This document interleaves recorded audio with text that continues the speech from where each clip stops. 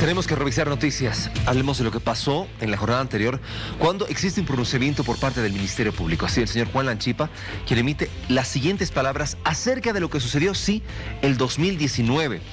La Fiscalía ha determinado cerrar el caso fraude electoral tras una pericia investigativa que identificó negligencia, pero no manipulación en la gestión de servidores informáticos del cómputo de las elecciones del año 2019. Con esa determinación se libera de culpa a los ex vocales del Tribunal Supremo Electoral denunciados. El caso se abrió el 2019, el mes de noviembre, después de que la OEA publicó un informe de su auditoría realizada a las elecciones de ese año.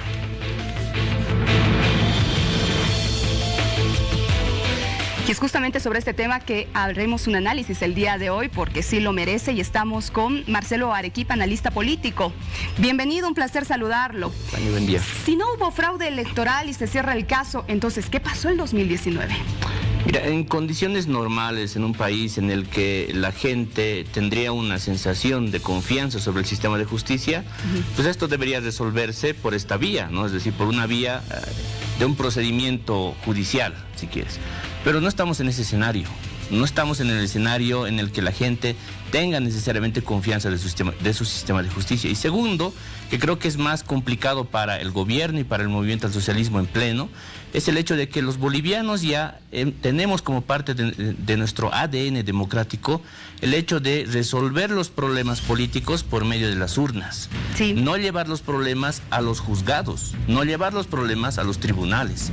Y eso es lo que no está entendiendo, creo yo, el MAS en pleno, de manera particular, y la oposición política también de manera general. Es decir, no están entendiendo que ya este tema de golpe, no golpe, fraude, no fraude, ya fue resuelto este tema de crisis política, ya fue resuelto en la elección general pasada, es decir, en la elección del 2020. Eso ya se resolvió, pero no se está entendiendo de esa manera. Volverlo a traer, volver a analizar, hablar acerca de este tema, ¿abre las heridas?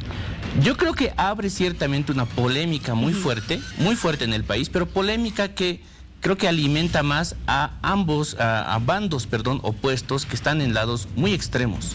Sí. A el extremo, digamos, de la base más dura del movimiento al socialismo, la dirigencia misma como tal, y al extremo más duro, digamos, si quieres, de lo que es la derecha de la oposición política, que se sostiene y se retroalimenta de ese discurso de si hubo fraude o si hubo golpe, ¿no? ¿La reconciliación entonces está cada vez más lejos?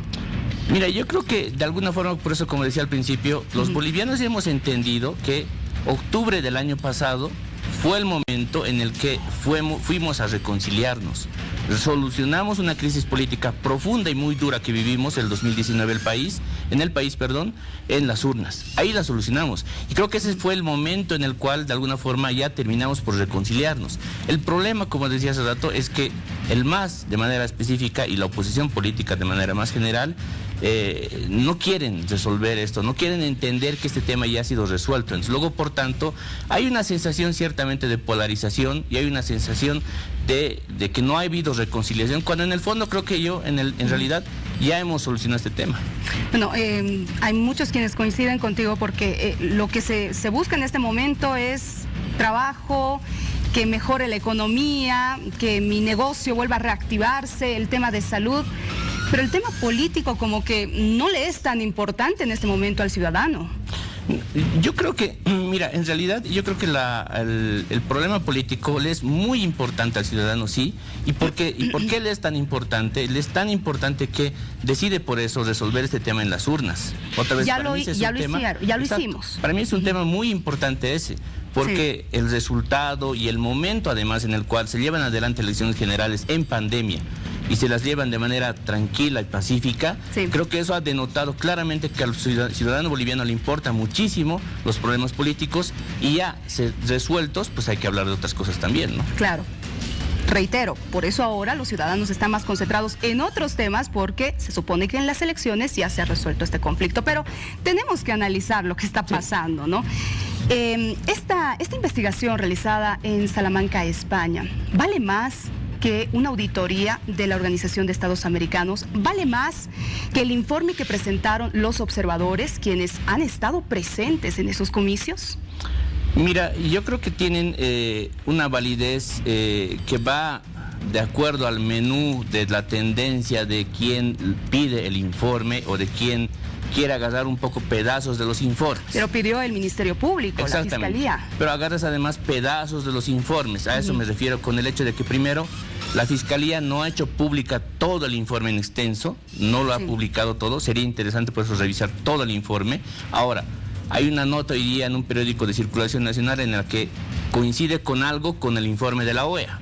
Y es el hecho de que hubieron accesos no permitidos, no autorizados, en el momento en el cual se estaba intentando procesar los datos de resultados rápidos, que es el TREP. Pero no hubo manipulación, dice el informe. No hubo manipulación en términos técnicos, informáticos, pero sí hay una duda que plantea ese informe de la Fiscalía de ayer.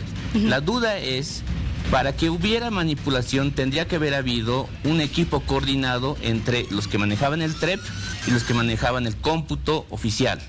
Y, a ver, volvemos otra vez al clima de las sensaciones. El año 2019 nosotros no teníamos la mejor sensación de lo que estaban haciendo los vocales del Tribunal Supremo Electoral. Claro, había susceptibilidad. Exactamente, entonces sigue generándose, creo yo, otra vez ese ruido extraño de si hubo efectivamente algo de manipulación, porque el informe de la Fiscalía dice ayer en sus conclusiones que no se puede encontrar ciertamente, es decir, con datos fácticos, la manipulación informática, porque hubieron accesos no permitidos, y esos accesos no permitidos pudieron haber borrado toda prueba y toda evidencia de esos accesos. ¿Pero y eso no es manipulación? ¿O es negligencia, como lo llama este informe? Claro, en términos, digamos, ya políticos, esto no suena muy bien, no suena que no hubo un proceso electoral completamente transparente. El informe de la Fiscalía no habla de que hubo un proceso electoral completamente transparente, y ese es un tema también bien importante. Si no hay un proceso electoral completamente transparente, entonces estamos frente a acciones que son pues extrañas, ¿no? ¿Y por qué cierran el caso entonces? Ese es el punto en el cual, por eso te decía, no se entiende de parte de la Fiscalía que agarre solamente pedazos del informe, no ventile, no muestre públicamente todo el informe y luego, por tanto, solamente se restrinja aquellos momentos en los cuales, al parecer, conviene a un lado de las partes, ¿no? Lo mismo ha pasado el año 2020 durante el gobierno de la señora Áñez. Recuerdo muy bien ex viceministros saliendo a decir que ya habían encontrado absolutamente todas las pruebas del fraude y que iban a develar y que iban a impartir justicia, y no llegaron a eso. Entonces, otra vez creo que estamos en este escenario en el que se van a seguir retroalimentando posiciones extremas nada más. Ahora, no hay delito alguno, decía el día de ayer el fiscal general del Estado. ¿Qué va a pasar con los vocales? ¿Ellos incluso pueden pedir resarcimiento de daños? La verdad es que en términos ya de procedimiento legal no estoy no tengo el detalle específico respecto de este tema, pero ya hemos visto que los vocales de ese Tribunal Supremo Electoral han intentado salir para lavar un poco su imagen, ¿no? Para establecer el hecho de que su trabajo no habría sido equivocado. Pero hay un problema ahí muy grande, creo yo, en el informe de la Fiscalía.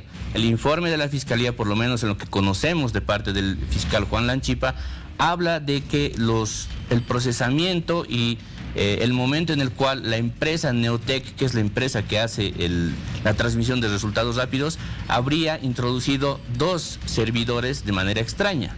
Es decir, 2 servidores que no estaban contemplados en el protocolo. Entonces, eso ciertamente carga pues con cierta responsabilidad a los vocales, porque son los vocales los que contratan a la empresa Neotec para que haga la transmisión de resultados rápidos.